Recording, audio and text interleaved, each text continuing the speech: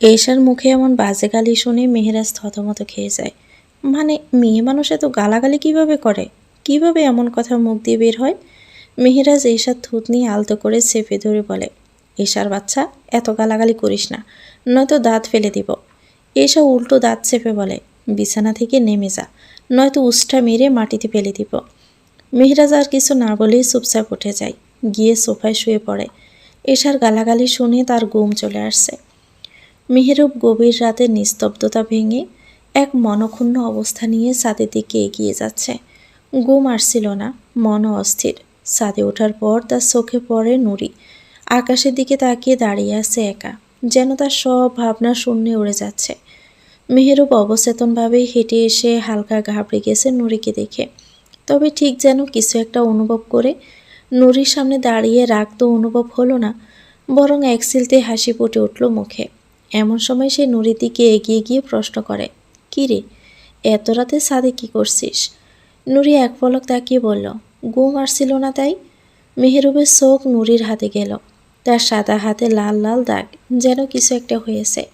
মেহেরুব ঘাবড়ে গিয়ে বলল, হাতে কী দাগ এগুলো? নুরি এক মুহূর্ত নিজের হাতের দিকে তাকিয়ে থেকে বলল, ও, এটা এশা আপুকে মেহেদি দিতে গিয়ে লেগে গেছে। মেহেরুব কিছুটা হালকা হয়ে বলল, আহ, তোরও তো মেহেদি দেওয়া উচিত ছিল, বাড়ির সব পিচ্ছি তো এশার সাথেই মেখেছে। নুরি মলিন হেসে বলল, এশা আপু মেহেদি পড়েছে নিজের মাহারামের জন্য, আর পিচ্ছিরা পড়েছে শখের জন্য। আমার তো কিছুই নেই, তাহলে আমি কেন পড়ব? মেহেরুবের মুখ মলিন হয়ে গেল, কথাগুলো যেন মেহেরুবের অন্তরে তীক্ষ্ণ সূচের মতো বিঁধে গেল। তার কণ্ঠে এক অদ্ভুত অস্থিরতা নিয়ে বলল, মেহেদি কি শুধু মাহারামের জন্য পড়তে হবে? শখের জন্য কি পড়া যায় না? নুরে দীর্ঘশ্বাস ফেলিয়ে আকাশের দিকে তাকিয়ে বলল, শখের জন্য মেহেদি পড়া আর হারাম পুরুষদের সামনে চলাফেরা করা, এটা ঠিক আমার মনে হয় না। মেহেরু এক পলকও বিরতি না নিয়ে অবাক হয়ে বলল, তুই হারাম পুরুষ পেলি কোথায়? তোর গায়েরে মাহারাম শুধু বাইজান আছে, আর বাইজানের সামনে তুই তো যাসও না। নুরি এক মুহূর্তের জন্য আকাশের দিকে তাকিয়ে এরপর মুখ ফিরিয়ে বলে, বাইজানের সামনে যায় না, কিন্তু আপনার সামনে তো যাই। মেহেরুব কিছুটা ক্ষিপ্ত হয়ে বলল, তাহলে তুই আমায় কোনোভাবে তোর জন্য হারাম বলছিস? নুরি মলিন হাসি দিয়ে বলে, আর বলবো কেন, আপনি তো আমার জন্য হারাম চাচাতো ভাই হন, আপনি আমার কাছে হারাম তো হবেনি। মেহেরুবের শরীর রাগে টান দিয়ে উঠল। মনে হচ্ছিল সে এই মুহূর্তে নিজের পুরোটা হারাতে চলেছে। নূর চলে যাওয়ার জন্য পা বাড়ায়। বেশ বুঝতে পারে মেহেরুব ভাই ক্ষেপে গেছে তার এই কথাতে। নূরে চলে যাচ্ছিল, তবে মেহেরুব তাকে থামিয়ে দেয়। সে একটানে নুরির বাহু ধরে দাঁত চেপে বলে, তোর সাহস হলো কি করে রে আমাকে হারাম বলার? তোর এত বড় কলিজা হয় কি করে? নুরি বেশ ঘাবড়ে গেল, তবুও মেহেরুবের দিকে তাকিয়ে বলল, দেখুন মেহেরুব ভাই, সত্যিটা আমি জানি, আর আপনিও জানেন, তাই এত রাগ করার কিছু নেই। মেহেরুব দাঁত চেপে বলল, সত্যিটা কি? নুরি কিছুক্ষণ চুপ করে দাঁড়িয়ে রইল। সে হতভম্ব হয়ে মেহেরুবের দিকে তাকায়। কেন যে সে এমন করছে? অবশেষে মেহেরুবের প্রশ্নের সম্মুখীন হয়ে সে কাঁপতে কাঁপতে বলল, সত্যি এটাই যে আপনি আমার মাহরাম, আপনার অধীনে আমি, তবে শুধু নামে মাত্র। মেহেরুব কাঠ গলায় বলল, নামে হই আর কাজে হই, আমি তোর মাহরাম, আমি তোর জন্য হালাল, আর যদি কোনো দিন আমায় হারাম বলবি তো দেখে নিস তোর কী অবস্থা করি আমি। নুরির মনটা ভারী হয়ে গেছে। এতদিন তার সাথে কোনো সঠিক সম্পর্ক তৈরি হয়নি, আর আজ মেহেরুব তাকে এমনভাবে অধিকার দেখাচ্ছে। সারা জীবনের যজ্ঞে যন্ত্রণায় দিন কাটিয়েছে, আর আজ তাকে হালাল বলা হচ্ছে। নুরির চোখে এক কালো মেঘে ঢেকে গেল সব কিছু। নুরি মলিন গলায় বলল, আপনি অহেতুক অধিকার কেন দেখাচ্ছেন আমার উপর? সত্যিকারে তো আমাদের কোনো সম্পর্কই নেই। মেহেরুব একটুও না সাজিয়ে বলল, কেন নেই? আমাদের সম্পর্ক তো আছে।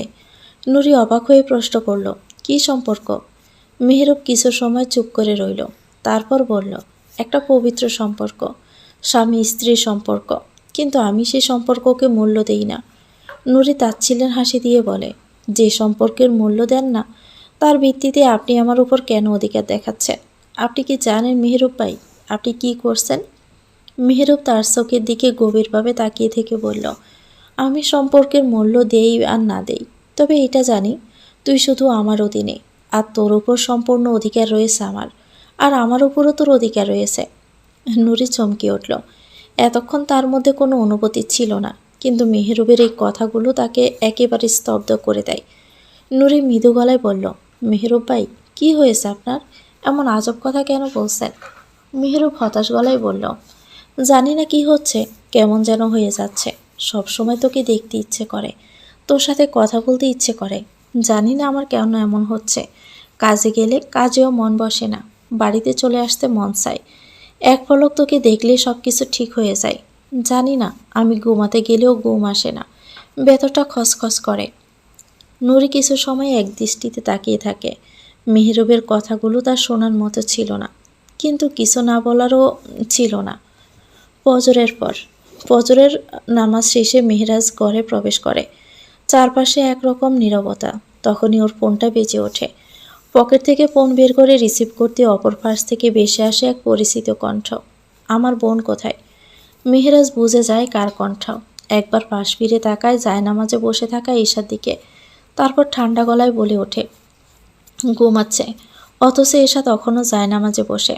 মেহরাজের এই কথায় ক্ষিপ্ত দৃষ্টিতে তাকায় ওর দিকে। ঠোঁট দুটো অল্প কাঁপে, যেন কিছু বলতে চায়, কিন্তু নিজেকে সামলে নেয়। তারপর উঠে এগিয়ে আসে। ওপাশ থেকে এহসানের দীর্ঘশ্বাস ভেসে আসে। কেমন আছে ও? মেহরাজ স্বাভাবিক ভঙ্গিতে জবাব দেয়, ভালো, নাও কথা বলো। এই বলে সে এশার দিকে ফোন এগিয়ে দেয়। ক্ষিপ্ত দৃষ্টিতে এসে আবার নিজেকে শান্ত করে ফোন হাতে নেয়। আসসালামু আলাইকুম ভাইজান। ওয়ালাইকুম আসসালাম। কেমন আছিস? আলহামদুলিল্লাহ ভালো। তোর সাথে কেউ বাজে ব্যবহার করছে না তো? না ভাইজান, সব ঠিক আছে। এই কথার মাঝে হঠাৎ মেহরাজ পিছন থেকে এশার কোমর জড়িয়ে ধরে। এশার চোখ বড় বড় হয়ে যায়। ভাইয়ের সাথে কথা বলছে, কিন্তু কিছু বলতেও পারছে না। তার গলা স্বাভাবিক রাখার চেষ্টা করছে, অথচ মেহরাজ ইচ্ছে মতো ওর ঘাড়ে ঠোঁট ছোঁয়াতে থাকে। এশা দাঁতে দাঁত চেপে ভাইয়ের সাথে কথা চালিয়ে যায়। একসময় কোনো রকমে ফোনটা রেখে দেয়। পরক্ষণে ঘুরে দাঁড়িয়ে চিৎকার করে ওঠে, ইবলিশের ইবলিশ, আজ তোর একদিন তো আমার একদিন। কিন্তু মেহরাজ তো থামার পাত্রই নয়। নিজে দুষ্ট হাসি ঠোঁটে রেখে এগোতেই এশার আগে ফেটে পড়ে। এক পর্যায়ে ওর ফোনটা দেওয়ালের দিকে ছুঁড়ে মারে। ফোনটা গিয়ে ধাক্কা খায়, দেওয়ালে পড়ে যায়। মেহরাজ আবার ফোন হাতে নিয়ে দেখে ভাগ্য ভালো ফোনটা বেঁচে গেছে। তবে আত্মরা সে রেগে গিয়ে এশার দিকে এগিয়ে এসে বলে, কি করেছো দেখো, ফোনটা পুরো শেষ করে দিলা। এশা দাঁত চেপে বলে, এই ফোনেই তো তুই আমার ছবি তুলছিলি তাই না? তাই ভেঙে দিলাম। তুই এমন করলি কেন যখন আমি কথা বলছিলাম? মেহরাজ ঠোঁট বাঁকিয়ে বলে, ওই ছবির জন্য যদি ফোন ভাঙো, মনে রেখো এখন থেকে দিনে 7 বার করে ওই ছবি আমি দেখব। এশা চোখ বড় করে তাচ্ছিল্য ভঙ্গিতে বলে, ফোনই তো নাই, কি দিয়ে দেখবি, মাথা দিয়ে? মেহরাজ আবার মুচকি হেসে টেবিল থেকে ল্যাপটপ এনে বিছানায় রাখে। এশার হাত ধরে বসায়। ল্যাপটপটা অন করে ছবি দেখিয়ে বলে, বউ, তুমি কি আমায় বলদ ভেবেছ? এই ছবি আমি আগলে রেখেছি। তুমি সরাসরি দেখতে দিবে না তো কি হয়েছে, স্ক্রিনই দেখে নেব। এসে আবার হুড়মুড় করে ল্যাপটপ হাতে নিতে চাইলেও মেহরাজ ওর হাত চেপে ধরে। তারপর কপালে কয়েকবার ঠোঁট সইয়ে দেয়। দৃঢ় কণ্ঠে বলে, তুমি বউ মানুষ, তোমার এই স্যাঁত করা মানায় না। তোমায় মানায় শুধু ভালোবাসা দেওয়া আর নেওয়ার। বলতে বলতেই নিজের ঠোঁট রেখে দেয় এশার গালের একবার সরে। এশার ইচ্ছে করছে কয়েকটা গালি দিতে, কিন্তু ঠোঁট থেকে কোনো শব্দ বের হচ্ছে না। মেহরাজের স্পর্শে যেন অবশ হয়ে গেছে সমস্ত শরীর। ফজর নামাজ শেষে বাগানে হাসছে মেহনুর আর আস্তে আস্তে তেলাওয়াত করছে আপন মনে। এহসান ঘুমিয়ে আছে।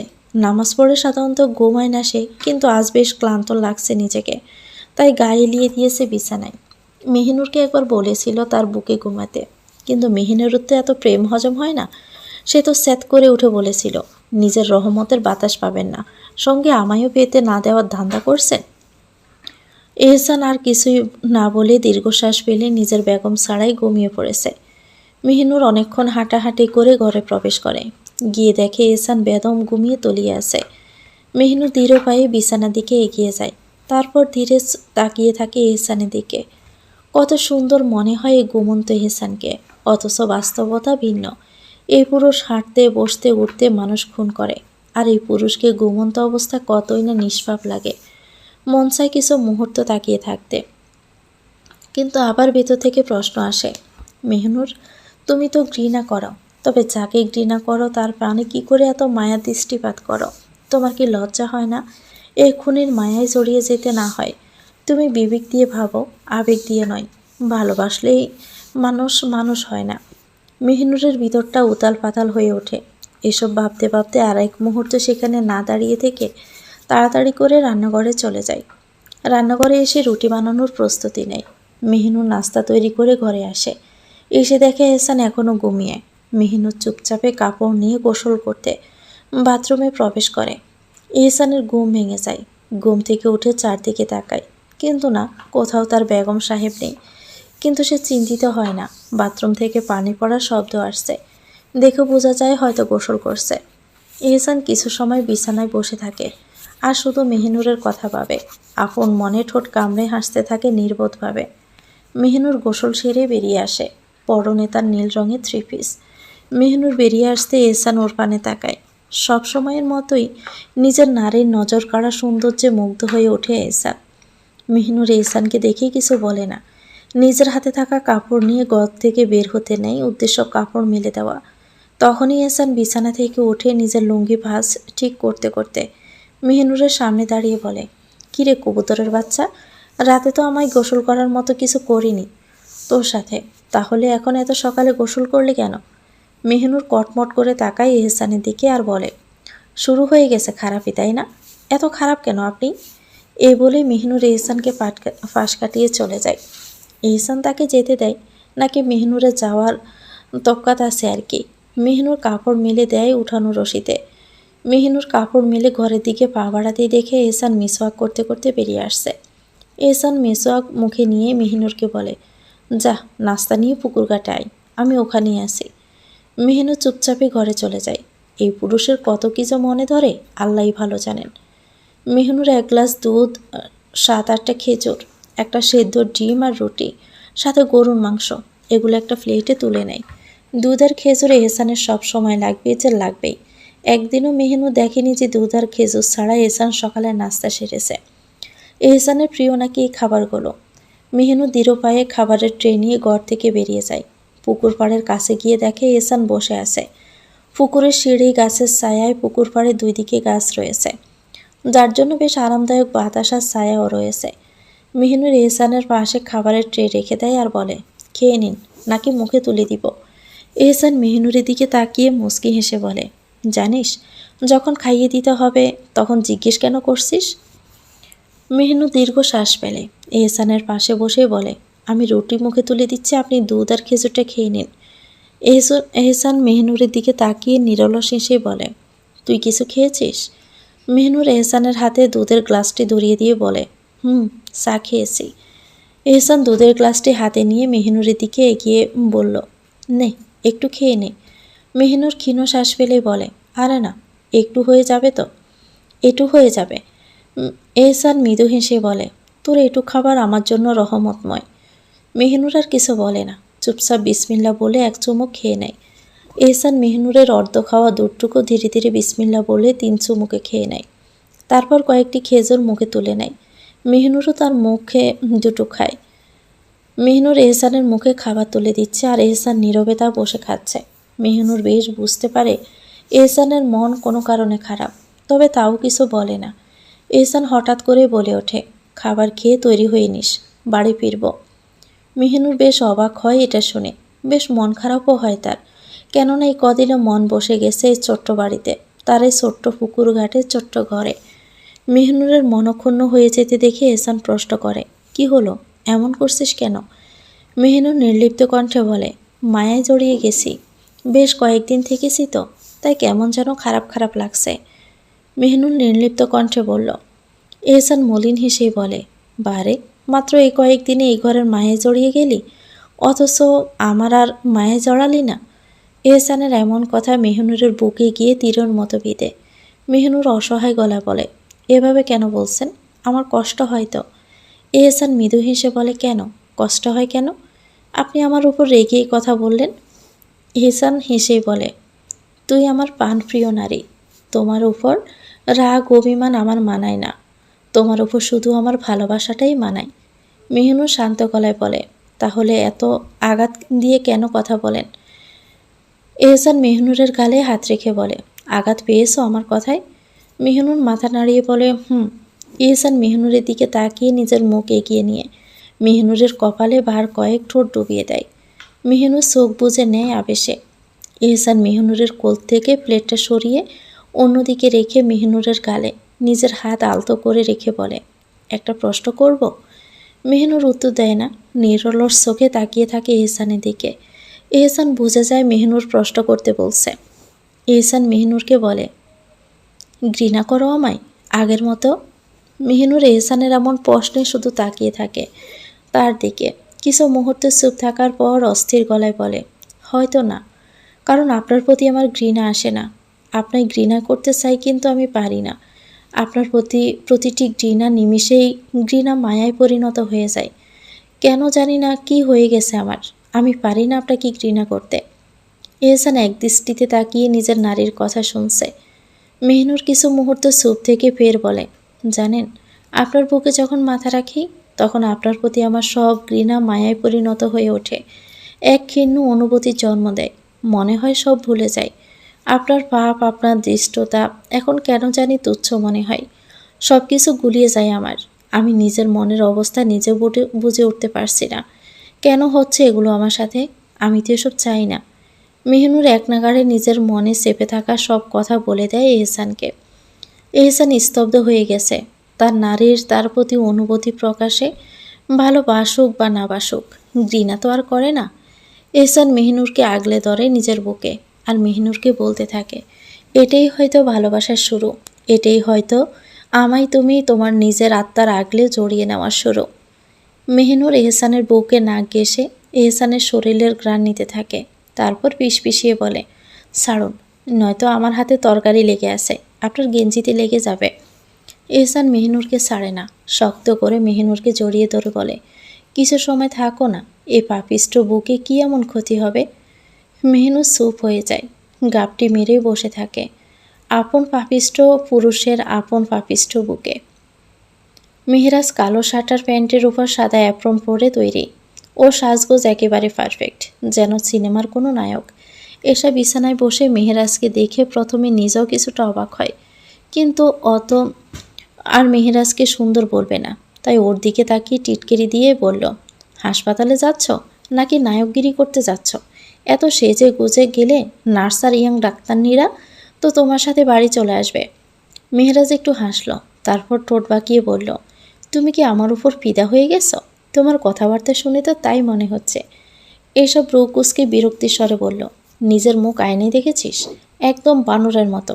তোর উপর ফিদা হব? আমার ঠ্যাংও হবে না। মেহরাজ হতাশ হয়ে মাথা নাড়ল। আমার জীবনে এত অসভ্য মেয়ে আমি দেখিনি। আল্লাহ, তুমি মাফ করো। তারপর ব্যাগটা হাতে নিয়ে এসার সামনে এসে বলল, এখন যাচ্ছি, তবে চিন্তা করো না, ঘণ্টাখানেকের মধ্যে ফিরে এসে তোমার অসভ্যতার ডাবল ডোজ দেব। এ কথা বলে মেহরাজ ঘর থেকে বেরিয়ে গেল। এসা কিছুক্ষণ চুপচাপ দাঁড়িয়ে রইল, যেন কিছু ভাবছে। তারপর দ্রুত বেলকনিতে গিয়ে দেখল মেহরাজ বাড়ির গেট পেরিয়ে চলে গেছে। এসা দেরি করল না, তাড়াতাড়ি ঘর থেকে বেরিয়ে গেল নুরির খোঁজে। ভাগ্য ভালো দরজা খুলতে নুরিকে সামনে পেয়ে গেছে। নুরি, তুই একটা সাহায্য করবি? নুরি অবাক হয়ে বলল, কেমন সাহায্য? এসা ওর হাত ধরে টেনে নিয়ে ঘরে গেল। দরজা লাগিয়ে পিসপিস করে বলল, তোর ভাইজান আমায় কিছু বাজে ছবি তুলে রেখেছে ওর ল্যাপটপে, ওগুলো ডিলিট করতে হবে, তুই আমায় সাহায্য কর। নুরি হতভম্ব হয়ে গেল, চোখ বড় বড় করে বলল, গায়রত বলেও তো কিছু আছে, এসব কি বলছো তুমি? এসা হালকা হাসলো, তারপর ওর বাহুতে একটা হালকা থাপড় মেরে বলল, আরে দূর বেটি, তুই আমার বাতিজি হোস, তোর সাথে নিজের সমস্যার কথা বললে গায়রত নষ্ট হবে না। নুরি কিছুক্ষণ ভাবল, তারপর ধীরে ধীরে বলল, ঠিক আছে, কিন্তু এখানে আমি কি করব? এসা উজ্জ্বল চোখে বলল, তুই শুধু আমায় একটা ফোন এনে দে, ফোনের টিউটোরিয়াল দেখে ফাইলগুলো ডিলিট করব। নুরি একটু চিন্তা করলো, তারপর মাথা নাড়ল। এসার ঠোঁটে ধীরে ধীরে এক রহস্যময় হাসি ফুটে ওঠে। মেহরুব ভাইয়ের ফোন নিয়ে আসি, উনি বললেই দিয়ে দিবেন। নুরি বলল।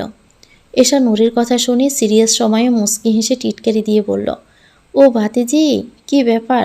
আমার ভাতিজাকে দেখছি বেশ ভালোই চেনো তুমি। নুরি লজ্জায় মুখ ফুলিয়ে বলে, তুমি এসব বললে আমি কিন্তু এনে দিব না, আর আমাদের মধ্যে তেমন কিছু নেই কিন্তু। এসব মুচকি হেসে বলে, হয়েছে মা, এবার থামো। তুমি যে 2 বছর আগেই আমার ভাতিজার বউ হয়ে বসে আছো, ওটা কিন্তু আমি জানি। আর আমার বাতিজাতে তুমি বলতে পাগল, ওটাও আমি বুঝতে পারি। নুরি এশার কথায় লজ্জায় মরে যাচ্ছে, হাসিও পাচ্ছে। মেহরুব ভাই নাকি সেও বলতে পাগল। তবে আর কিছু না বলে কক্ষ থেকে বেরিয়ে যায়। উদ্দেশ্য মেহরুবকে খোঁজা। মেহরুবকে নিচে খুঁজে পায় না, তাই দাদি এনিফা বেগমকে জিজ্ঞেস করে, দাদিজান, মেহরুব ভাইকে দেখেছ? এনিফা বেগম নুরিকে মেহরুব ভাই বলে ডাকাই একটু চটে গিয়ে বলেন, ওই হারামজাদি, কতদিন বলছি ও তো জামাই হয়, ভাই না, তাই ভাই ডাকবি না। নুরি বিরক্তি নিয়ে বলল, দাদিজান, তুমিও না, এখন আমি ওনাকে মেহরুব ভাই না ডেকে কি মেহরুব জামাই ডাকবো নাকি? হানিফা বেগম চোখ রোল করেই বলেন, মানুষ কত কি যে ডাকে নিজের জামাইকে, জান, এগো, ওগো, আরও যে কত ইংলিশে কী ডাকে। নুরির হাসি উঠে যায় দাদিজানের কথা শুনে। নুরি মুখে হাত রেখে হাসতে হাসতে বলে, দাদিজান, তুমি এসব ডাকো নাকি দাদাজানকে? এনিফা বেগম হেসে বলেন, হ্যাঁ ডাকি তো, আয় তোরে শিখিয়ে দেই আমার ছোটো নাতিকে কী বলে ডাকবে।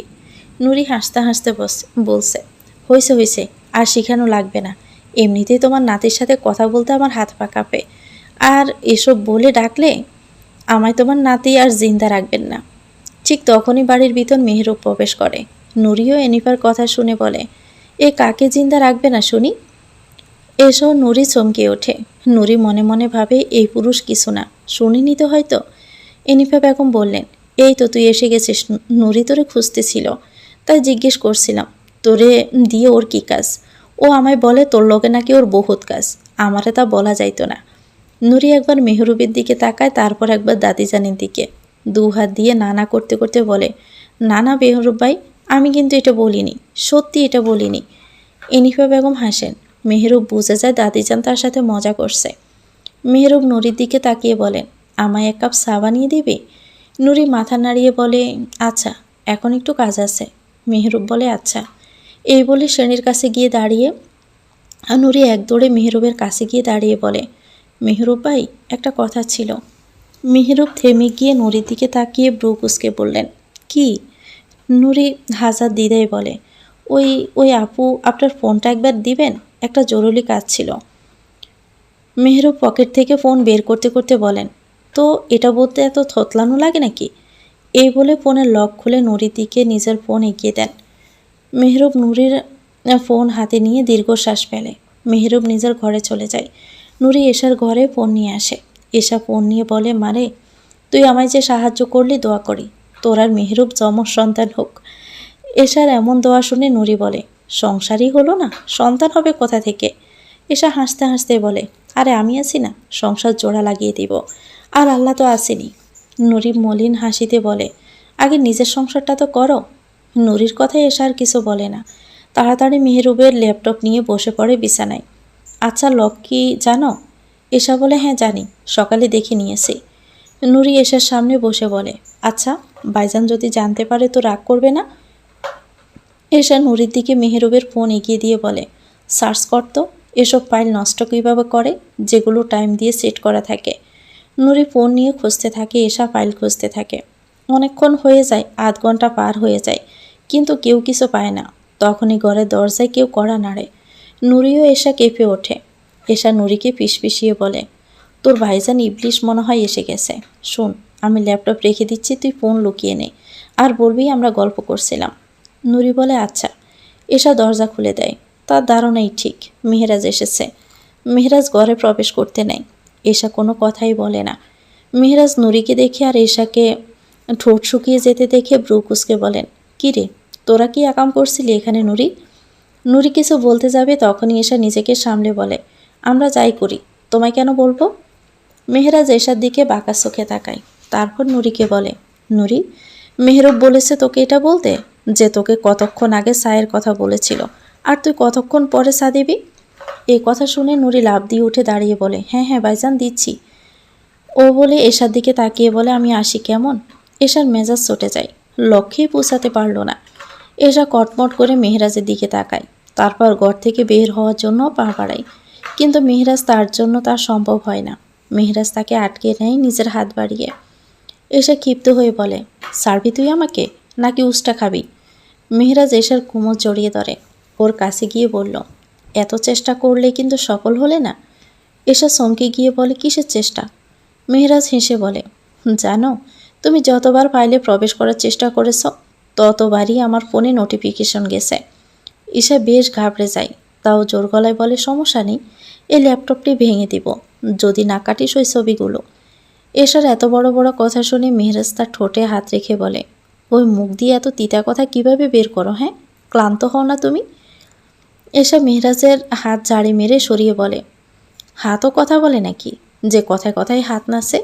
মেহরাজ মুস্কি হেসে এশার থুতনি আলতো চেপে বলে, হাত পা ঠোঁট সবই কথা বলে। এ বলে মেহরাজ এশার অদর আঁকড়ে ধরে নিজের অদর দ্বারা। এশা কি কম যায় নাকি সে সুযোগ বুঝে মেহরাজের কাটা ঠোঁটে নিজের দাঁত বসিয়ে দিয়েছে? মেহরাজ ব্যথায় কিছুক্ষণ আঁকড়ে ধরে রাখে, তারপর ছেড়ে দেয় আর নিজের ঠোঁটে রক্ত মুছতে মুছতে বলে, নাউজুবিল্লা নাউজুবিল্লা, এ ভয়ঙ্কর বউ শত্রুরও না হোক মাবুদ। এসব মেহরাজের ঠোঁটের রক্ত নিজে হাতে মুছে দিতে দিতে বলে, আমায় বিয়ে করেছিস না, তোর বিয়ের শখ এবার মিটবে। রাতে সিলেট শহর তখন নিস্তব্ধ, আকাশে এক ফালি স্নান চাঁদ, দূরে দু একটা বিমানের আওয়াজ ছাড়া আর কোনো শব্দ নেই। ঠিক রাত 3টের দিকে সিলেট এয়ারপোর্টের বাইরে কালো রঙের একটা সুটকেস হাতে এক ব্যক্তি দাঁড়িয়ে, তার চোখে এক অদ্ভুত স্থিরতা, ঠোঁটের কোণে রহস্যময়ী একটা হাসি। চারপাশে যতই নীরব হোক তার মনে জ্বর। একটা কালো এসে থামে তার সামনে। ড্রাইভার দরজা খুলে দাঁড়ায়, ব্যাগটা গাড়িতে রেখে নিজে উঠে পড়ে লোকটি। গাড়িটা ধীরে ধীরে এয়ারপোর্ট ছাড়িয়ে ছুটে যায় গ্রামের দিকে। গাড়ির জানালার কাচ নামিয়ে দিয়ে ঠান্ডা হাওয়া গায়ে মেখে লোকটা চোখ মুছে তাকায় অন্ধকার গ্রাম বাংলা দিকে। ঠোঁটের কোণা আরও একটু বাঁকায়, গলা নরম করে কিন্তু কঠিন স্বরে ফিসফিস করে বলে ওঠে, অনেক তো হয়েছে লুকোচুরি খেলা, এবার শুরু হবে সামনাসামনি লড়াই। তালুকদাররা, আমি আসছি। গাড়ির গতির সাথে সাথে তার কণ্ঠ কঠিন হয়ে ওঠে, অতি শীঘ্রই হবে মুখোমুখি লড়াই, হয়তো তোরা মরবি নয়তো আমরা, কিন্তু শেষবারের মতো এই খেলার পর আর কোনো পালানোর রাস্তা থাকবে না। রহস্যময় হাসিটা ঠোঁটের কোণে রেখে সে চোখ বন্ধ করে, যেন মানুষ পটে আগত যুদ্ধের ছবি আঁকছে। অন্ধকার রাত, সিলেটের বাতাস তার সামনে অপেক্ষামান এক উত্তাল অধ্যায়ের পূর্ব ঘোষণা যেন তার কথায় ভেসে বেড়ায়। কিরে, তোর তো দেখি তোর বাপের চেয়েও বড় কলিজা। কণ্ঠস্বরটা ভারী গভীর, তাচ্ছিল্য আর রাগ মিশে আছে তাতে। চেয়ারের সাথে শক্ত করে বাঁধা এরিক আতঙ্কে চটপট করছে, হাতের বাঁধন খুলতে মরিয়া হয়ে চেষ্টা চালাচ্ছে কিন্তু কিছুতেই পারছে না। এহসান আবারও হুঙ্কার দিয়ে বলে, তোর বাপ চাচা এক জীবন আমার বয়ে আপন দেশে পায়ে রাখিনি, আর তুই কিনা সিলেটেও ঢুকলি, গ্রামের মাটিতেও পা রাখলি। এহসান সামনের দিকে খানিকটা ঝুঁকে আসে, ঠোঁটের কোণে একপাশে বিকৃত হাসি নিয়ে আবারও বলে, তোর কলিজা কি তোর কাপুরুষ বাপ চাচা থেকেও বড় নাকি? তারপরে এহসান নিজেই মাথা নেড়ে বলে, হ্যাঁ হয়তো বড় আছে, নয়তো তুই আমার সামনে দাঁড়াতে সাহস পেতি না। এরিক দ্রুত নিজের ভাবনা গুছিয়ে নিল, আতঙ্ক আর শরীরের প্রতিটি কোষে শিহরণ তুললেও মুখে শান্ত থাকার চেষ্টা করল। তোমার সাথে আমার কোনো ঝামেলা নেই, আমায় ছেড়ে দাও, আমি তো শুধু আমার দেশের বাড়ি দেখতে এসেছি। কথাগুলো মুখে বললেও ভিতরে ভিতরে সে জানে কিছুই ঠিক হচ্ছে না, তার পরিকল্পনা ব্যর্থ হয়েছে। এতদিন ছায়ায় আড়ালে লুকিয়েছিল, কিন্তু এহসানের চোখ এড়ানো সম্ভব হয়নি দেশে আসতেই। সে ভেবেছিল হয়তো এখানেই তার শেষ, কিন্তু এহসান কোনো প্রতিক্রিয়া দেখায় না, শুধু মাথা সামান্য কাত করে হাসিবের দিকে তাকিয়ে বলে, ওরে ওর বাড়িতে ছেড়ে দে। এই কথা শুনে জয়নাল হতভম্ব হয়ে গেল। এহসান উঠে গিয়ে গোডাউনের বাইরে চলে গেল। জয়নাল ওর পিছন যেতে যেতে বলল, ভাইজান, আপনি এরা মারবেন না? এহসান এবার একটু হাসে, গাড়ির দরজা খুলতে খুলতে বলে, ও এসেছে আমার নির্বাচনে গণ্ডগোল করতে, ওর বাপ চাচাই পাঠিয়েছে তা আমি জানি, কিন্তু বড় ইঁদুর ধরতে হলে ছোট ইঁদুরকে ফাঁদে ফেলতে হয়। জয়নাল আবার বুঝে গেল এহসান ছোট মাছকে এখনই মারতে চায় না, সে অপেক্ষা করবে, বড় শিকার ধরার জন্য অপেক্ষা করতে সে জানে। গাড়ি এগিয়ে চলল বিশাল এক সমাবেশের উদ্দেশ্যে। নির্বাচন আর মাত্র কয়েকদিন পর। প্রতিদ্বন্দ্বীরা নানান দিক থেকে আঘাত হানার চেষ্টা করছে, কিন্তু এহসান এসব নিয়ে ভাবে না। তার একটাই লক্ষ্য, এই নির্বাচনে জিততেই হবে, তার জন্য যা করতে হয় করবে, যদি 100টা খুন করতে হয় তাহলেও। কেউ তার পথে বাধা হয়ে দাঁড়ালে তাদের সরিয়ে দিতে সে বিন্দুমাত্র পিছপা হবে না। ক্ষমতা তার চাই এবং তা সে নিয়েই ছাড়বে। এহসান মেহনুরকে বাড়িতে রেখে গেছে, কিন্তু মেহনুরের মন কোথাও বসে না। এই ঘর, এই দেওয়াল, সব কিছু যেন তাকে শূন্যতায় ভরিয়ে তুলেছে। তার মন টানছে অন্য কোথাও, তার নিজের বাড়িতে, যেখানে তার বাবা, ভাই, ছোট্ট ভাই বোনরা আছে, যেখানে আছে তার নুরিফুল, তার সবচেয়ে আপন। আরেক আপনজন তার এশা। সন্ধ্যার পর সবাই মিলে অনেকক্ষণ গল্প করছিল, হাসছিল, সময় কাটাচ্ছিল। কিন্তু যখন একা ঘরে ফিরল, তখন বুকের ভিতর শূন্যতা যেন আরো একটু গভীর হলো। চারপাশে তাকিয়ে থাকে মেহনুর। অজানা এক কষ্টে মন ভরে যায়। এহসানকে আজ সারাদিন একবারও দেখেনি। কোথায় আছে, কি করছে কিছুই জানে না। কিন্তু বুকের ভিতর একটা অস্থিরতা লেগেই আছে। ধীরে ধীরে উঠে দাঁড়ায় মেহনুর। কাপড় রাখার কক্ষে প্রবেশ করে। হাত বাড়িয়ে এহসানের আলমারিটা খোলে। ভিতরে থাকা এহসানের গায়ে মাখা একখানা চাদর বের করে নিয়ে আসে। চাদরটা গায়ে জড়িয়ে নেয়। নিজের গায়ে চাদর জড়িয়ে নিতেই একটা প্রশান্তি নেমে আসে ওর ভিতরে। এহসানের গায়ের ঘ্রাণ লেগে আছে এতে। এশার নামাজ অনেক আগেই পড়ে নিয়েছে। কিছুক্ষণ তেলাওয়াতও করেছে। মন কিছুটা শান্ত হলেও একটা উদাসীনতা রয়ে গেছে। বেলকনির সোফায় এসে বসল মেহনুর। চোখ আটকে আছে অন্ধকার আকাশের দিকে। সামনে পথঘাট একেবারে ফাঁকা। রাতও গভীর হচ্ছে, কিন্তু তার অপেক্ষা শেষ হচ্ছে না। সে অপেক্ষা করছে এহসানের জন্য। সবা ভালোভাবেই সফল হলো। গাড়িতে ওঠার পর হাসিব একরকম উচ্ছ্বাসে সুরে বলল, ভাইজান, আমার মনে হয় জনতা তোমারই বাইসা নিব। এহসান জয়নালের দিকে তাকিয়ে মুচকি হাসল। এত ভাবা ভালো নয়। জনতার মন কোন দিকে যায় তা বলা কঠিন। হাসিব গাড়ি চালাতে চালাতে বলে, না ভাইজান, মানুষ কিন্তু তোমারই নিব, দেখিও। এহসান আবারও হাসল। তবে এবার সে হাসির মাঝে ছিল রাজনীতির কঠিন বাস্তবতা। এটা রাজনীতির খেলা। এখানে নিব নিবে এসব মানায় না। এখানে মানায় নিতেই হবে। জয়নাল কিছুক্ষণ চুপ করে থাকলো। তারপর বলে, ভাইজান, তোমার কি মনে হয় জসিম দেশে আসবে? এহসান একপাশে তার ছেলের হাসি দিয়ে বলল, দেখিনিস, আগামী 10 দিনের ভিতর সে দেশে ফিরবে। কারণ ওর ছেলে ওকে আশ্বাস দিবে আমি কিছু করব না। আর সেই আশ্বাসেই সে পা রাখবে নিজের দেশে। তারপর খানিক থেমে গলায় এক ভয়ঙ্কর দৃঢ়তা এনে বলল, আর যেদিন পা রাখবে, আল্লাহ বাঁচিয়ে রাখলে, সেদিন আমি মন ভরে তৃপ্তি নিয়ে ওদের রক্ত দিয়ে গোসল করব। এরিককে তার আপন জমিদার বাড়িতে পৌঁছে দেওয়া হয়, কিন্তু সে জানে না এখানে সে থাকতে পারবে কিনা। বাড়ির গেট অবধি বন্ধ হয়ে আছে। বিধ্বস্ত গাছপালায় ডেকে আছে পথ। একসময় যে বাড়ি ছিল প্রাণবন্ত, এখন সেখানে যেন এক মৃত্যুপুরীর নিস্তব্ধতা। আপন ঘরের গেটে দাঁড়িয়ে থাকে সে, কিন্তু প্রবেশ করা হয় না। কিছুক্ষণ চুপচাপ দাঁড়িয়ে থেকে একবার চারপাশের চোখ বলিয়ে নেয়। তারপর ফিরে রওনা হয় টাউনের দিকে। গাড়ি নেই, তাই হেঁটেই গ্রাম ফেরোতে হবে। সে জানে ইহসান তাকে দয়া করে মুক্তি দেয়নি, বরং তার বাপ চাচাকে বের করে আনার জন্যই তাকে বাঁচিয়ে রেখেছে। কিন্তু সে কি আর কোম্পানির মাছ? সে জানে শুধু ইহসান নয়, তার বাপ চাচারাও তার জন্য অপেক্ষা করছে। তাদের প্রতিশোধের আগুন যেমন জ্বলছে, তেমনি তার বুকেও জ্বলছে জেদের আগুন। সে এসেছে পাকাপোক্ত পরিকল্পনা করে। একটা না একটা তো সফল হবেই, একটা না একটা। তবে হুট করে কিছু করা যাবে না। তার নিজেকে দুর্বল দেখাতে হবে সবার সামনে। শিকারীর সামনে যেন সে দুর্বল এক শিকার। তাহলে এহসানের সন্দেহ চোখ তাকে ছাড়বে, আর সে আর সময় পাবে। আর এই সময়ের মধ্যে সে চাল দেবে এমন এক দান, যাতে পুরো খেলার চালচিত্রই বদলে যাবে। সে ধীরে ধীরে হাঁটতে থাকে। তার প্রতিটি পা পড়ছে এক নতুন যুদ্ধের দিকে। এদিকে ছোট তালুকদার বাড়িতে রাতের খাবার খাচ্ছেন সবাই। সব পুরুষের পাশেই আপন বেগম দাঁড়িয়ে আছেন, শুধু মেহরুবের পাশেই নেই। এশা দাঁড়িয়ে আছে মেহরাজের পাশে। এতদিন না হয় মেহরাজ আর মেহরুব দুজনেই বেগম ছাড়া ছিলেন, কিন্তু এখন মেহরুব একা।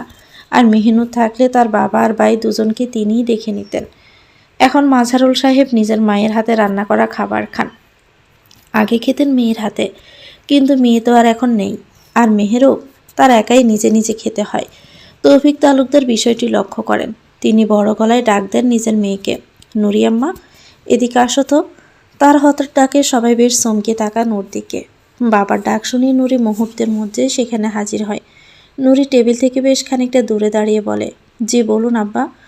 তৌফিক তালুকদার এক পলক মেহরুবের দিকে তাকিয়ে বলেন, নুরি, মেহরুবের কি লাগবে কিনা দেখো তো। ওনার কথায় সবাই চমকে তাকান, সাথে মেহরুবও। তবে কেউ কিছু বলেন না। তৌফিক তালুকদার আবার আদেশের গলায় বলেন, এখন থেকে প্রতি ওয়াক্ত খাবারের সময় তোমায় যেন আমি মেহরুবের পাশে দেখি। নুরি কিছু মুহূর্ত হতবাক হয়ে দাঁড়িয়ে থাকে। তারপর মাথা নাড়িয়ে বলে, আচ্ছা আব্বা, আমি আপনার কথা রাখার সর্বোচ্চ চেষ্টা করব। মেহরুব মনে মনে বেশ খুশিই হলো। এখন থেকে সে তার নুরি ফুলের হাতে রান্না খাবে। নুরি কাপা পায়ে এসে দাঁড়ায় মেহরুবের চেয়ারের পাশে। কেন জানি বেশ অস্বস্তি লাগছে তার। নুরু স্পষ্ট দেখতে পায় মেহেরুব খাবার খাচ্ছে অনেক কষ্ট করে, বারবার হাতে ভাত মেখে রেখেই দিচ্ছে। বোঝাই যাচ্ছে সাহেব কোনো অকাজ করতে গিয়ে হাত কেটে ফেলেছেন, হয়তো বেশি কেটেছে, তাই এত বেশি কষ্ট হচ্ছে। ইস, তাকে যদি মুখে তুলে দিতে পারতাম তবে হয়তো ভালো হতো। নুরি মেহেরুবের হাতের দিকে তাকিয়ে এসব ভাবছে।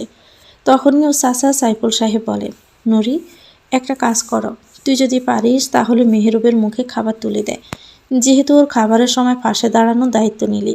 আসলে আজ সকালে ফ্যাক্টরিতে একটা কাজ করতে গিয়ে বেশ খানিকটা কেটে গেছে ওর হাত। মেহেরুব থতমত খেয়ে যায় চাচার এমন কথায়। নুরিও বেশ ঘাবড়ে যায়, মনে মনে তো এটা এসে গেছিল, তাই বলে এত তাড়াতাড়ি বাস্তব হয়ে যাবে? নুরি মাথা নাড়িয়ে উত্তর দেয়, আচ্ছা, এ বলেই রান্নাঘরের দিকে চলে যায়। নিজে হাত ধুয়ে একটা বাটিতে মেহেরুবের হাত ধোয়ার জন্য পানি নিয়ে আসে। এদিকে এসে মেহেরাজকে ভালোভাবেই খাবার তুলে দিচ্ছে। মেহেরাজ তো ভেবেছিল এখানেও গালাগালি করবে, কিন্তু আল্লাহর এক কি দোয়া ঢুকেছে এসার ভিতরে যে আজ মেহেরাজকে বেশ সম্মানই দেখাচ্ছে। মেহেরাজ মনে মনে ভাবে, সমস্যা কি, সবার সামনে সম্মান দিচ্ছে, ঘরে ঘরে গিয়ে লাথিও যদি মেরে দেয় তাতেও আলহামদুলিল্লাহ। নুরি একটা বাটিতে পানি নিয়ে এসে মেহরুবের পাশে চেয়ারে আলগা করে বসে। তারপর মেহরুবকে উদ্দেশ্য করে বলে, হাতটা ধুয়ে নিন, আমি খাইয়ে দিব। নুরির বেশ লজ্জা লাগছে, কারণ ফরেনা তার দাদা যান আর দাদি যান তাকে নিয়ে মজা করে, আর এসা তো করবেই। আর সাসিরাও বেশ মজার মানুষ, ঠিকই তাকে নিয়ে তখন হাসাহাসি করবেন। মেহরুব এক পলক তাকায় নুরির দিকে, তারপর বাটিতে হাত ডুবিয়ে দেয়। মেহরুবের হাত ধোয়া শেষ হলে নুরি টেবিলের উপর বাটি রেখে নিজের হাত দিয়ে মেহরুবের হাত আলতো করে ধরে, তারপর দৃঢ়কণ্ঠে বলে, দাঁড়ান, পানি তুলে দেই হাতে, তাহলে আর বেশি কষ্ট হবে না। এই বলে নিজের পরনে থাকা নরম কাপড়ের তৈরি নামাজের হিজাব দিয়ে আলতো করে অতি যত্নসহ মেহরুবের হাত মুছে দিতে থাকে। বাপ চাচার সামনে এসব করতে বেশ লজ্জাই লাগছে তার, কিন্তু এটা তো তার বাপ চাচারই আদেশ। হাত মুছে দিয়ে নুরি মেহরুবের প্লেট নিজের হাতে তুলে নেয়। মেহরুব কিছুটা ওর দিকে ঘুরে যায়। নুরি নরম হাতে খুব যত্ন সহকারে আপন পুরুষের মুখেই খাবার তুলে দিচ্ছে। মেহরুব চোখ বন্ধ করে নেয়। আজ কয়েক মাস পর কারো হাতে খাবার খেলো।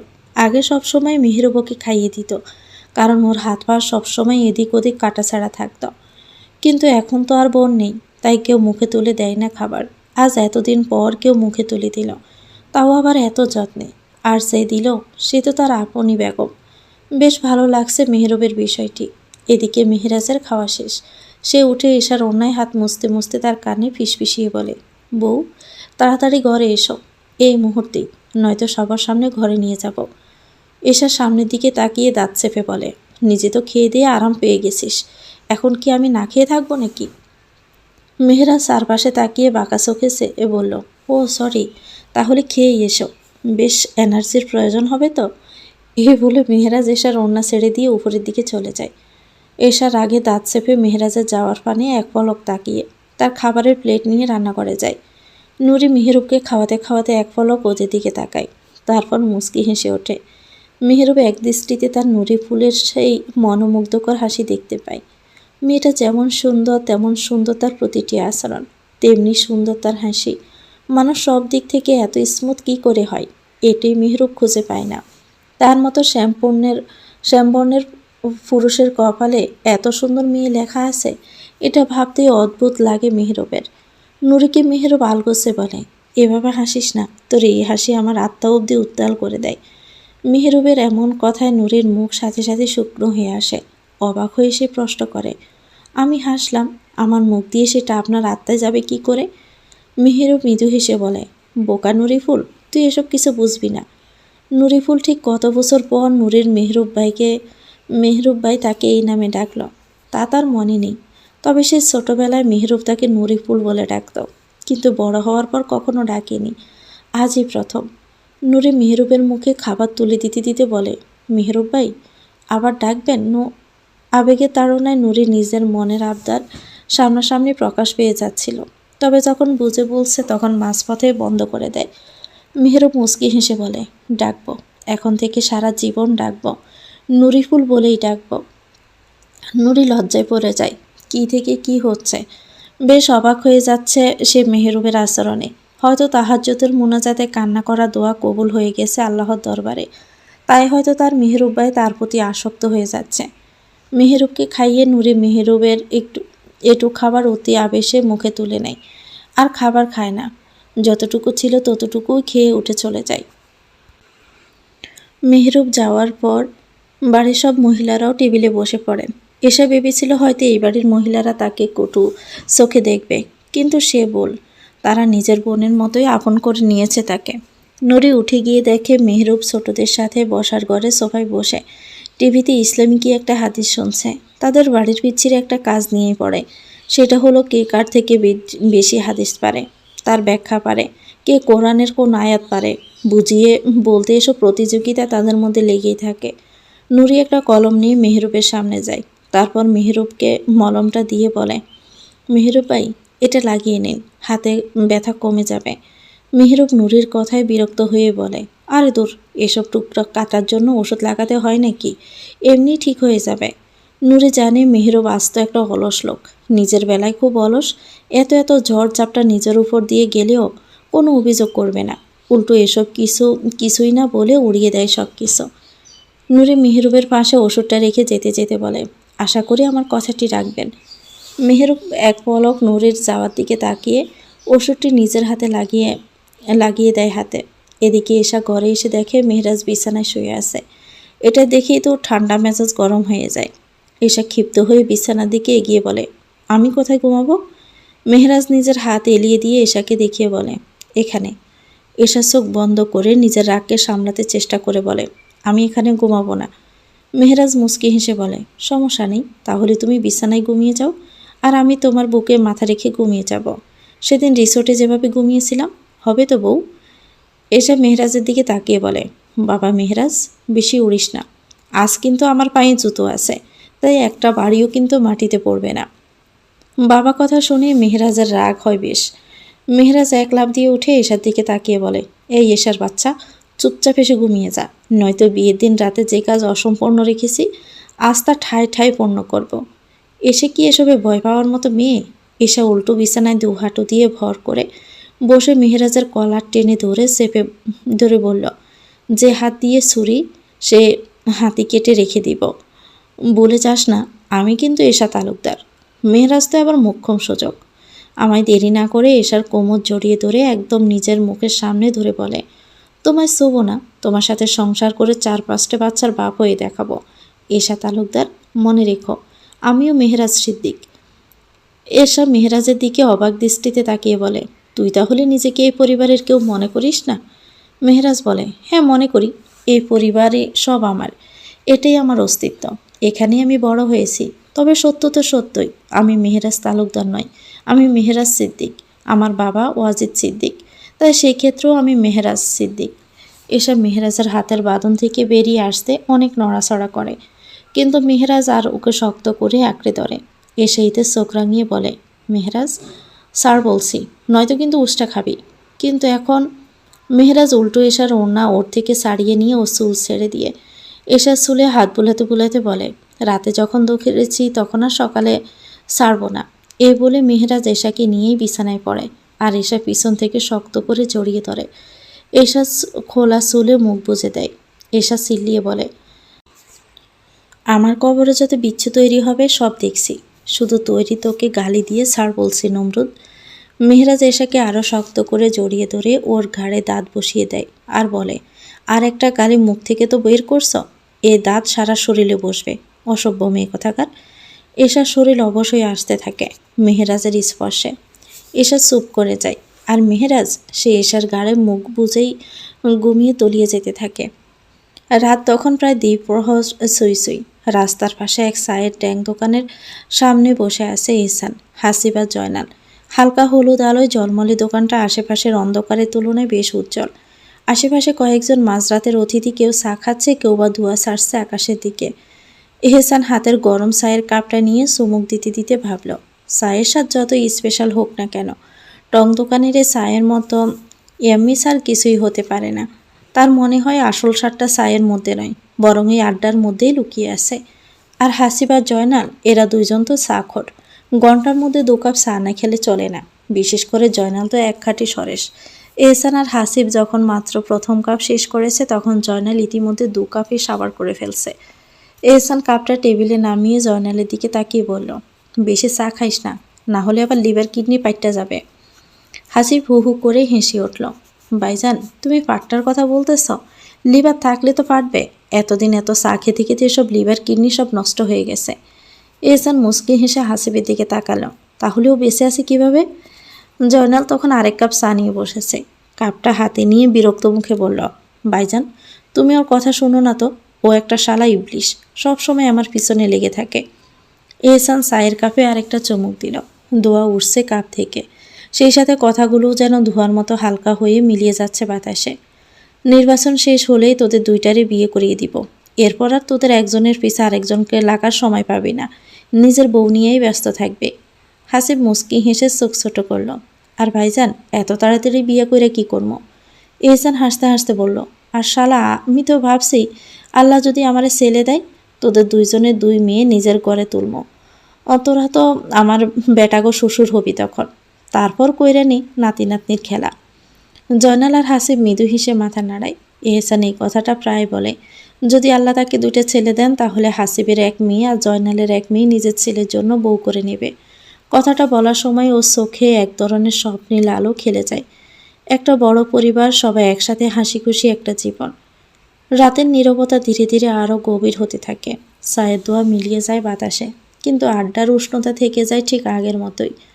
অনেকক্ষণ তিন ভাই মিলে আড্ডা দিয়ে আবার বাড়ির পথে পা বাড়ায় এহসান। রাস্তা নিস্তব্ধ, শহরের ব্যস্ততা অনেক আগেই ঘুমিয়ে পড়েছে। আকাশের চাঁদের আলো ছড়িয়ে আছে, কিন্তু এহসানের মন অন্য কোথাও। অন্যদিকে মেহিনুর বেলকুনিতে বসে অপেক্ষা করতে করতে ক্লান্ত হয়ে গেছে। রাত 10:30 থেকে বসে আছে। এখন বাজে 12টা।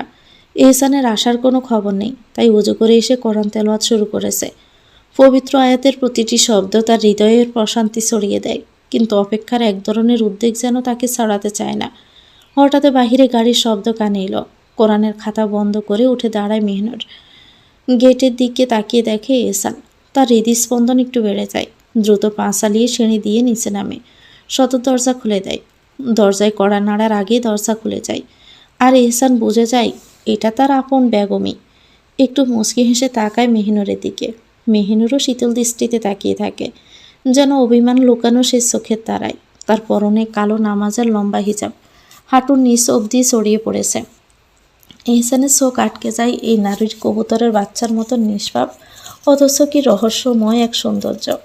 মেহনুর চোখ নামিয়ে নিচ কণ্ঠে বলে, আসসালামু আলাইকুম। এহসান হাসি মুখে জবাব দেয়, ওয়ালাইকুম আসসালাম ও রহমতুল্লাহ।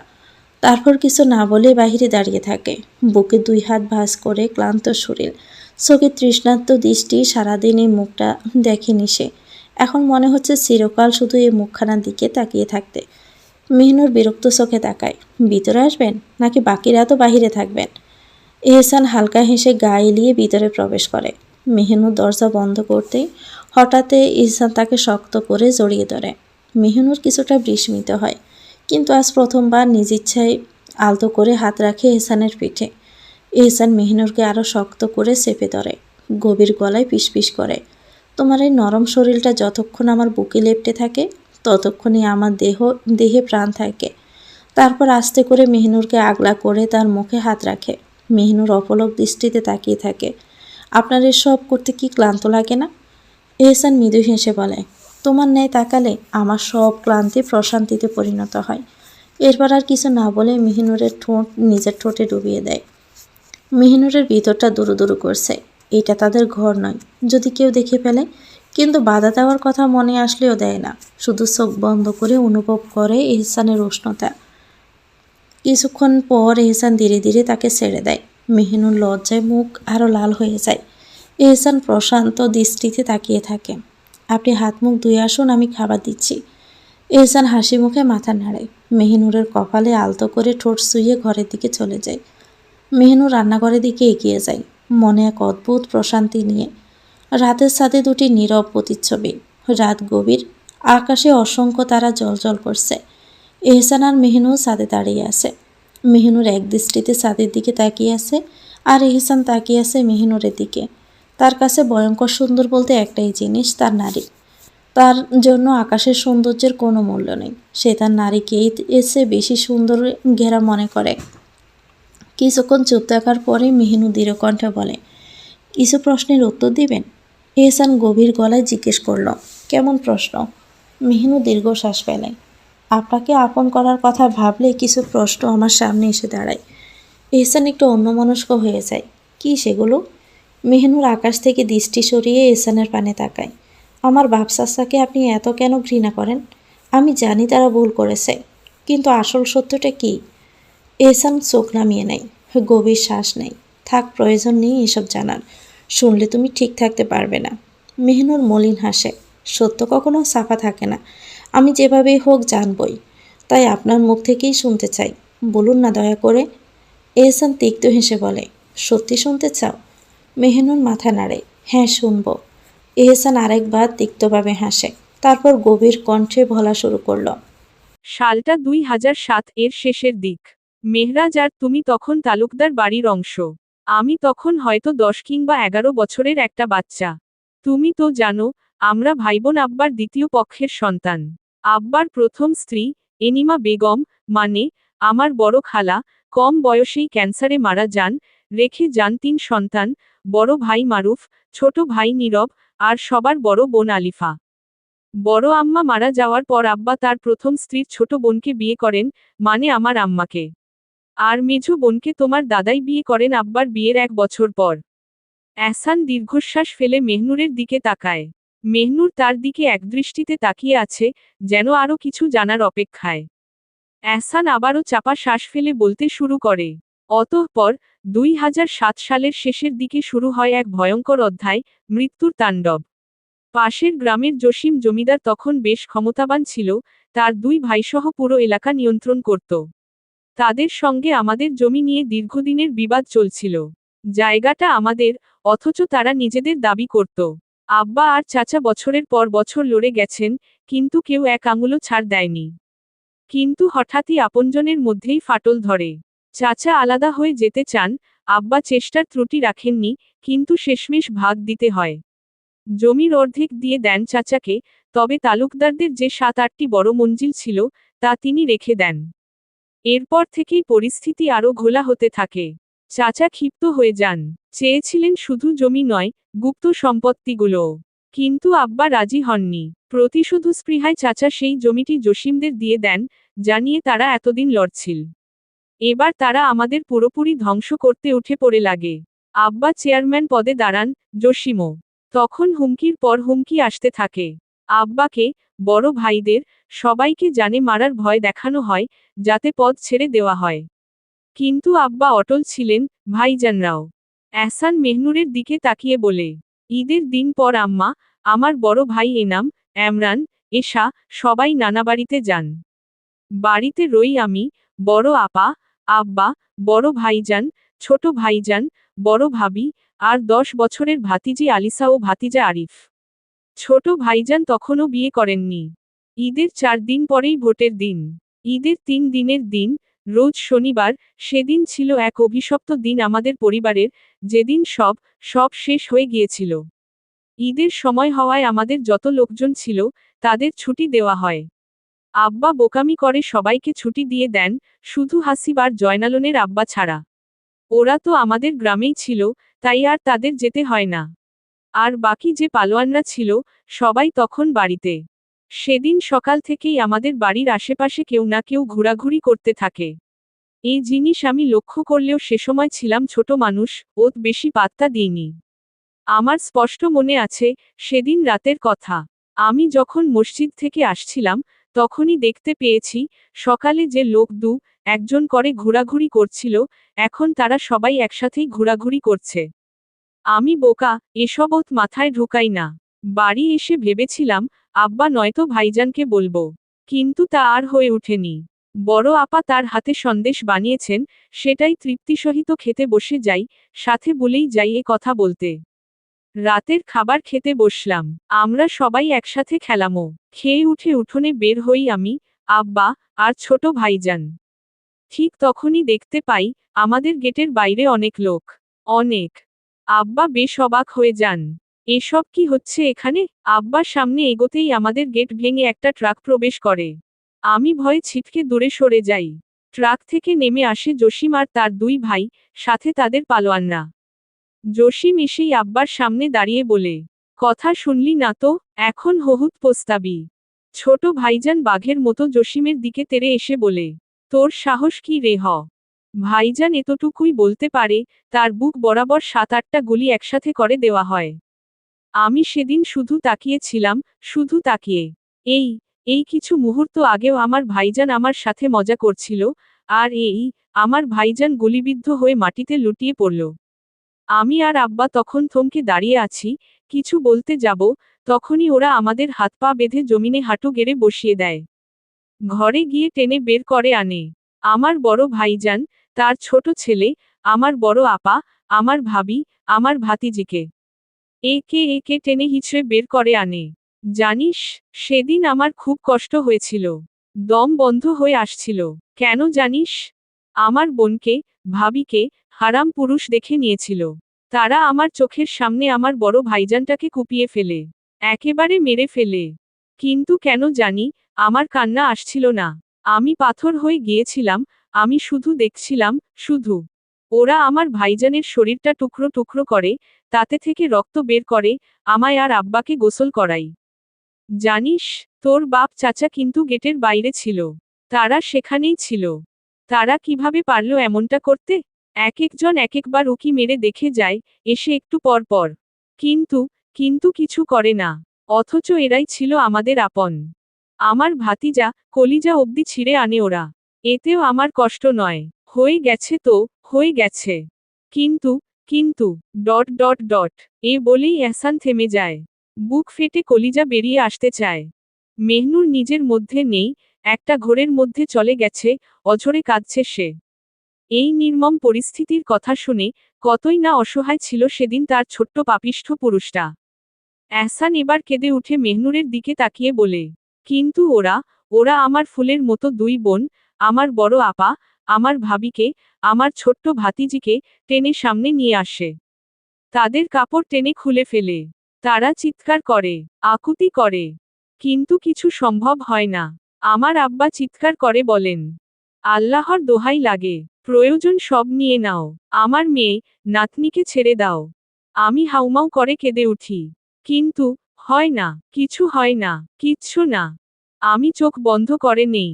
সামনেই আমার বোনদের ইজ্জত হানির সেই চিৎকার আর দৃশ্য। আমার ভাতিজিটা অবধি ছাড় পায় না। তার বয়স তো মাত্র 8 ছিল, তার কি দোষ ছিল? তাকে একজন পালোয়ান ধর্ষণ করে মেরে ফেলে। আমার ভাবি আর বড় আপাকে ততক্ষণ ধর্ষণ করা হয়, যতক্ষণ তারা মারা না যায়। কিন্তু একটা ব্যাপার ভালো হয়, আমার ভাবি আর আপা বেশি সময় বাঁচে না। তারা তাড়াতাড়ি মারা যায়। জানিস, মেহনুর, আজও না, আমার কানে আমার বোনদের সেই আত্মচিৎকার ভেসে ওঠে। তোর বাপ চাচা চাইলেই বাঁচাতে পারত। চাইলেই পারত। কিন্তু তা করেনি। ডট তারা আমায় মারেনি। কেন মারেনি, জানিস? একসাথে আমার ভাইজানদের এসে আবারও মারবে বলে। তারা চলে যায়। এ গ্রামের মানুষ সব জানত, অথচ কেউ কিছু বলেনি। ভয়, শুধু ভয়। তাই আমি বড় হওয়ার পর থেকে তাদের ভয় রাখি। ক্ষমতার দাপটে ভয় রাখি। কারণ তাদের এই ভয় আমাদের শেষ করে দিয়েছে। তবে হাসিবের আব্বা ঠিকই আসেন। তবে ওরা তাকেও মেরে ফেলে। জয়নালের আব্বাকেও। সাথে সব শেষ হয়ে যায়। ডট ডট ডট এহসান মেহনুরের দিকে তাকিয়ে বলে, জানিস, আপন মানুষের মরার খাটিয়া তোলা খুব কষ্টদায়ক হয় রে। খুব। আর আমরা 3 ভাই আর আমার আব্বা, একসাথে 5-5টা খাটিয়া কাঁধে তুলেছিলাম। 5-5টা, তাও একদিনে। এহসান আর কিছু বলতে পারে না। মেহনুর অঝরে কাঁদছে, ঠোঁট চেপে কান্না থামানোর চেষ্টা করছে, পারছে না। ভেতরটা ফেটে যাচ্ছে। নিজের বাপ চাচার এমন মির্জাফরি কথা শুনে। তারা চাইলেই পারত সব ঠিক করতে, কিন্তু কিছু করেনি। রাতের নির্বতায় শুধু নিঃশব্দ কান্নার শব্দ ভেসে আসছে। মেহনুর মাথা নিচু করেই কাঁদছে, চোখ থেকে টুপটুপ করে পানি পড়ে তার হাতের ওপরে। ওর দেহ অবশ হয়ে এসেছে, হৃদয়ের গহীন থেকে একরাশ বেদনা যেন নিঃশব্দে ঝরে পড়ছে।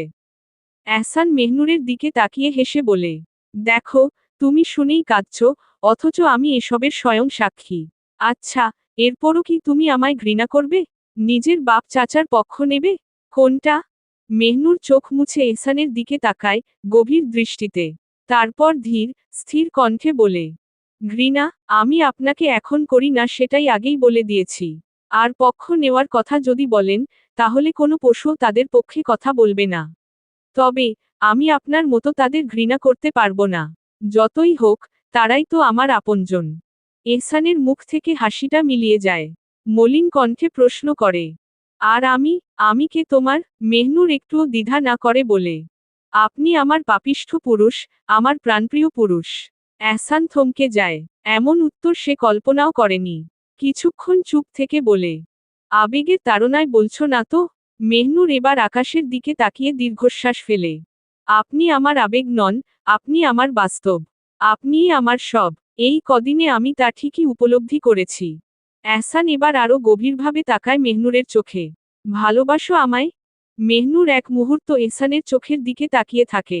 তারপর নরম কণ্ঠে বলে, হয়তো না, আবার হয়তো হ্যাঁ, আমি এটা জানি না। তবে আমি জানি, আমি শুধু আপনার সঙ্গেই থাকতে চাই। এহসান বুঝে যায়, তার আপন নারী তাকেই চাইল। কাশি দিয়ে গলা পরিষ্কার করে বলে, একটা কথা রাখবি? মেহনুর নিজের চোখ মুছতে মুছতে বলে, বলুন, রাখব। এহসান দীর্ঘশ্বাস ফেলে, আমায় একবার জড়িয়ে ধরবি? মেহনুর কিছু না বলে চুপচাপ কদম এগিয়ে আসে। এহসানের চোখের পানে একবার তাকায়, তারপর আর এক মুহূর্ত দেরি না করে শক্ত করে এহসানকে জড়িয়ে ধরে। এহসানের বুকের গভীরে মুখ লুকিয়ে ফেলে, যেন সারা জীবনের জন্য লুকিয়ে থাকতে চায় ওখানে। তারপর ধীরে ফিসফিস করে বলে, এই পাপিষ্ঠ বুকটাই আমার জন্য সর্বোত্তম ঠাঁই, এই বুকেই আমি সারা জীবন থাকতে চাই। এহসান মেহনুরের মাথায় আলতো করে হাত বুলিয়ে দেয়, গভীর ভালোবাসায় বলে, চিন্তা করো না, পাপিষ্ঠ বুকসহ এই পাপিষ্ঠ আমিও তোমার, শুধু তোমার, শুধুই তোমার। মেহনুর আরো শক্ত করে এহসানকে আঁকড়ে ধরে। ও ভেবেছিল, আজ জিজ্ঞেস করবে কেন এহসান তাকে এত ভালোবাসে। কিন্তু সে প্রশ্ন আর করা হলো না। এহসান এবার মেহনুরের কানের কাছে মুখ নিয়ে ফিসফিস করে বলে, আমার বোকা ফুল, তোমায় আমি ভীষণ ভালোবাসি। ভীষণ। তুমি আমার ভোরের কুয়াশায় ফোটা এক স্নিগ্ধ ফুল, যার ছোঁয়ায় আমি বেকুল হয়ে উঠি। এ বলে সে মেহনুরকে আলতো করে কোলে তুলে নেয়, উদ্দেশ্য, ঘরে ফেরা। ঘরে এসে মেহনুরকে বিছানায় শুইয়ে দেয় এহসান। তারপর বাতি নিভিয়ে নিজেও ধীরে ধীরে শুয়ে পড়ে, মেহনুরের বুকের কাছে মুখ লুকিয়ে নেয়। মেহনুর আলতো হাতে এহসানের মাথায় বিলি কাটতে থাকে, যেন আশ্বাস দিচ্ছে, তুমি একা নও, আমি আছি, আমি আছি তোমার পাশে। এহসান প্রশান্তির নেশায় চোখ বুজে নেয়। এই প্রথম, দীর্ঘদিন পর, সে নিজেকে একটু নিরাপদ মনে হয়, একটু ভালো লাগে, যেন সব অন্ধকারের পরেও আলো আছে, এক নিঃশ্বাস ভালোবাসার আলো। ফজরের পর নুরি ছাদে চা নিয়ে এসেছে মেহরুবের জন্য। মেহরুব ছাদে রাখা সোফায় বসে অজিফা হাতে নিয়ে সূরা ইয়াসিন তেলাওয়াত করতে ব্যস্ত। নুরি আর চোখে একবার মেহরুবের দিকে তাকিয়ে, মেহরুবের সামনে এগিয়ে গিয়ে চায়ের কাপটা টেবিলে রাখে। মেহরুবেরও সে সময় তেলাওয়াত শেষ। অজিফা খানায় ভাঁজ দিয়ে, মেহরুব চোখ তুলে তাকায় নুরির পানে।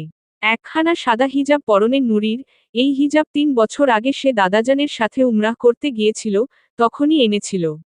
এনে একটা মেহনুরকে আর আরেকটা নুরিকে দিয়েছিল। নুরিকে নামাজের হিজাব পরা অবস্থায় বাচ্চা বাচ্চা লাগে, সুন্দরময় মুখখানা গোল হয়ে প্রদর্শন হয়, এত মায়া লাগে দেখতে। মেহরুব নুরির দিকে তাকিয়ে বলে, আর চোখে যে তাকাচ্ছিস, চোখ তো বাঁকা হয়ে যাবে। নুরি মেহরুবের এমন কথায় অবাক হয়ে বলে, মেহরুব ভাই, চোখ আবার বাঁকা হয় কেমন করে? আপনি এত আজব কথা কিভাবে বলেন? মেহরুব মুচকি হেসে নুরিকে প্রশ্ন করে, অজু আছে? নুরি উত্তর দেয়, আছে। মেহরুব অজিফা খানাটা নুরির দিকে এগিয়ে দিয়ে বলে, তুই সূরা আর রহমান তেলাওয়াত কর, আমি চা খেতে খেতে শুনি। নুরি এখন কি করবে? অজিফা এগিয়ে দিয়েছে, তাই আর কিছু না বলে অজিফা হাতে নিয়ে সোফায় বসে যায় আর মেহরুবের দিকে তাকিয়ে বলে, অজিফা রেখে এমনি করি? মেহরুব চায়ের কাপ হাতে নিতে নিতে বলে, যেভাবে ইচ্ছে কর, আমার শুনতে ইচ্ছে করছে। নুরি গলা পরিষ্কার করে, হালকা কাশি দিয়ে, অতঃপর তাও তাসমিয়া পড়ে শুরু করে, প্রিয় পুরুষের জন্য প্রাণপ্রিয় সূরা। দুতি দুতি। এশা হাতে চায়ের কাপ নিয়ে ঘরে ঢোকে, কিন্তু ভেতরে কেউ নেই। ঘর নিস্তব্ধ। সে একটু চমকে ওঠে, তবে পরক্ষণেই বুঝতে পারে, মেহরাজ বোধ হয় বাথরুমে। পানি পড়ার শব্দ কানে আসে। কিছু মুহূর্ত দাঁড়িয়ে থাকে, তারপর দরজার খটখট আওয়াজ হয়। মেহরাজ বেরিয়ে আসে, ভেজা শরীরে, কোমরে শুধু একটি সাদা টাওয়াল জড়ানো। এশার দৃষ্টি আটকে যায় মেহরাজের ফর্সা, সুঠাম শরীরে। নিখুঁত মসৃণ বুক, জলের ফোঁটায় চিকচিক করছে। সে দ্রুত চোখ ফিরিয়ে অন্যদিকে তাকিয়ে রাগী গলায় বলে, কি রে বেহা, লজ্জা করে না এভাবে একজন মেয়ে মানুষের সামনে দাঁড়িয়ে? মেহরাজ মুচকি হেসে এক পা এগিয়ে আসে। লজ্জা পাবো কেন তোমার সামনে? তোমার সাথে যেখানে ৫-৬টা বাচ্চা নিয়ে সংসার করার স্বপ্ন দেখি। এশা অস্বস্তিতে কেঁপে ওঠে। বাজে কথা বলবি না। মেহরাজ হাসে। এশার হাত থেকে চায়ের কাপ নিয়ে আলতোভাবে টেবিলে রাখে, তারপর যখন এশা চলে যেতে চায়, তখনই তার পথ রোধ করে বুকের সঙ্গে চেপে ধরে। এশার শ্বাসরুদ্ধ হয়ে আসে। মেহরাজের ভেজা শরীরের গন্ধ, উষ্ণতা, সব মিলিয়ে তার অবস্থা খারাপ হয়ে যাচ্ছে। এশা নিজেকে ছাড়ানোর জন্য মরিয়া হয়ে মেহরাজের বুকের পেশিতে দাঁত বসিয়ে দেয়। আহাহ! মেহরাজ এবার একটু ঝাঁকুনি খায়, এশাকে ছেড়ে দেয়। এই পাগলি! সে বিরক্ত হয়ে এক হাতে এশার গাল চেপে ধরে, অন্য হাতে তার দাঁতে আলতো ছোঁয়া দিয়ে বলে, এশার বাচ্চা আর যদি কামড়াস, তো দাঁত খুলে নেব। এশা মেহরাজের হাত সরিয়ে দিয়ে রেগে যায়। আমি কি ইচ্ছে করে কামড়াই? তুই নির্লজ্জের মতো জড়িয়ে ধরিস কেন? মেহরাজ ধমক দেয়, বউ আমার তুমি, আর বউকে তো জড়িয়ে ধরতে হয়, সাথে আরও অনেক কিছু করতেও হয়। এশা বিস্ফোরিত চোখে চেয়ে থাকে, তারপর দাঁত চেপে বলে, তোর যদি কত কিছু করার শখ থাকে না, তাইলে বিয়ে আরেকটা কর, গিয়ে তার সাথে যা ইচ্ছে কর যা। মেহরাজ মুচকি হেসে বলে, সেটা তো করব যা ইচ্ছে তা, তবে তোমার সাথে করব গো বউ, অন্য কারো সাথে নয়। এশার ধৈর্যের বাঁধ ভেঙে যায়। কুত্তা, তোর জবান এত খারাপ কেন? মেহরাজ এবার থতমত খেয়ে যায়। সে সারাদিন গালাগালি করে, আর এখন এশাই তার জবান খারাপ বলছে। সে এশার গাল টিপে ধরে বলে, এশার বাচ্চা এত গালাগালি করিস না, এখন ঠোঁট ফাটিয়ে দিব। এশা মেহরাজের হাত সরিয়ে দিয়ে চেঁচিয়ে ওঠে, এশার বাচ্চা কি? সম্মান দিয়ে কথা বল। মেহরাজ হেসে চোখ কুঁচকে বলে, ওরে আমার সম্মানবতী রে, তা শুনো কি কারণে আপনায় আমি সম্মান করব ম্যাডাম? এশা দাঁতে দাঁত চেপে বলে, আমি তোর বউ, আর বউকে সম্মান দিতে হয়। মেহরাজ ঠোঁট কামড়ে হাসে, তাই নাকি? তাহলে স্বামীকে সম্মান দিতে হয়, এটা কি জানো না? এশা চুপ হয়ে যায়। তার নিজের মুখেই স্বীকার করে ফেলেছে যে সে মেহরাজের বউ। এই মুহূর্তে মেহরাজ আরও এক ধাপ এগিয়ে আসে। তার চোখে বিদ্রুপাত্মক হাসি, মুখ ক্রমশ নেমে আসছে এশার দিকে, ঠোঁট ছুঁতে। এশা চোখ বড় করে দেখে, তারপর কোনো কিছু না ভেবেই দুই হাতে মেহরাজের কোমরে জড়ানো টাওয়াল চেপে ধরে বলে, আর একবার যদি নিজের মুখ এগোনোর চেষ্টা করিস, তো এই টাওয়াল আর কোমরে থাকবে না, বলে দিলাম। মেহরাজ থমকে যায়, তারপর একবার নিজের কোমরের দিকে তাকায়, এরপর ঠোঁট কেটে হেসে বলে, খুলে ফেললে ফেলো, লজ্জা তো তুই পাবি, আমি না। এ কথা বলেই সে ঠোঁট বসিয়ে দেয় এশার ঠোঁটে, গভীরভাবে আঁকড়ে ধরে। এশা হালকা চিৎকার করে, মেহরাজের পেটে খামচে দেয়, কিন্তু কোনো লাভ হয় না। এবার সে সুযোগ বুঝে মেহরাজের ঠোঁট কামড়ে ধরে ছাড়ানোর জন্য, কিন্তু তাও সম্ভব হয় না। আজ মেহরাজ ওকে ধরেছে, ধরার মতো, ছাড়ার নাম নেই। চলবে।